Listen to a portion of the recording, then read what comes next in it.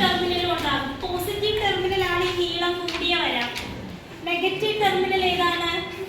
ഈ നീളം കുറഞ്ഞ വരയായിരിക്കും നെഗറ്റീവ് ടെർമിനൽ. അപ്പൊ ഇങ്ങനെയാണ് നമ്മൾ ഒരു സെല്ലിനെ റെപ്രസെന്റ് ചെയ്യുന്നത്. ഇനി ബാറ്ററി എന്ന് പറയുമ്പോൾ എന്താണ്? Collection of 2 or more cells, രണ്ടോ രണ്ടിലധികമോ സെല്ലിന്റെ കളക്ഷൻ ആണ് എന്ത്? ഒരു ബാറ്ററി എന്ന് പറയുന്നത്. അപ്പൊ ഈ സെല്ലിനെ റെപ്രസെന്റ് ചെയ്ത അതേ സിമ്പിൾ തന്നെ രണ്ട് സെൽ ഉണ്ടെങ്കിൽ നമ്മൾ എന്ത് ചെയ്യാം? രണ്ട് സെല്ലിന്റെ കളക്ഷൻ ആണ് സപ്പോസ് ബാറ്ററി എന്ന് വിചാരിക്കാം. അപ്പൊ ഇത് തന്നെ നമ്മൾ എന്ത് ചെയ്യും?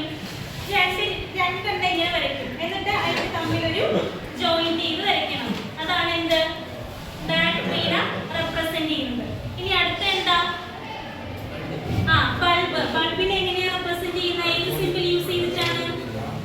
ഇവിടെ നോക്കി രണ്ട് സിമ്പിൾ ഉണ്ട്. ഈ രണ്ടെണ്ണത്തിൽ ഒന്നെങ്കിൽ ഇങ്ങനെ നമുക്ക് ബൾബിനെ റെപ്രസെന്റ് ചെയ്യാം, അല്ലെങ്കിൽ ഒരു ക്രോസ് ഇട്ടിട്ട് അതിന് ചുറ്റും ഒരു സർക്കിൾ വരച്ചിട്ട് അങ്ങനെ വേണമെങ്കിലും ബൾബിനെ റെപ്രസെന്റ് ചെയ്യാം. അടുത്ത എന്താ? സ്വിച്ച്. സ്വിച്ചിനെ എങ്ങനെ റെപ്രസെന്റ് ചെയ്യും? നോക്കിയേ, ഇത് ഓപ്പൺ ആയിട്ടുള്ളതാണ്.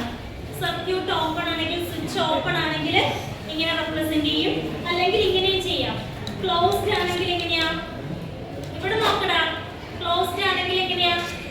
ഒന്നെങ്കിൽ നമ്മൾ ഇങ്ങനെ ജോയിൻ ചെയ്ത് കാണിക്കണം, അല്ലെങ്കിൽ ഈ ബ്രാക്കറ്റിന്റെ ഉള്ളിൽ ഒരു ഡോട്ട് ഇട്ടുകൊണ്ട് കാണിക്കണം. ഓക്കെ. ഇനി കണക്റ്റിംഗ് വയേഴ്സിന് ചുമ്മാ ഒരു ലൈൻ വെച്ചിട്ട് നമുക്ക് റെപ്രസെന്റ് ചെയ്യാം. ഓക്കെ അല്ലേ? ഇനി നമ്മുടെ സ്വിച്ച് ഓപ്പൺ ആണെങ്കിൽ ഈ ബൾബ് കത്തുവോ? കത്തില്ല. അപ്പൊ സ്വിച്ച് ഓപ്പൺ ആണെങ്കിൽ ആ സർക്യൂട്ടിനെ പറയുന്ന പേരെന്താ? ഓപ്പൺ സർക്യൂട്ട് എന്ന് പറയും. ഓപ്പൺ സർക്യൂട്ടിൽ എങ്ങനെയാണ്? സ്വിച്ച് ഓപ്പൺ ആയിരിക്കും, ബൾബ് കത്തില്ല. ഇനി സ്വിച്ച് ക്ലോസ്ഡ് ആണെങ്കിൽ ആ സർക്യൂട്ടിനെ പറയുന്ന പേരെന്താ? ക്ലോസ്ഡ് സർക്യൂട്ട് എന്ന് പറയും. അപ്പൊ എന്താ? ബൾബ് ഗ്ലോ ചെയ്യുക.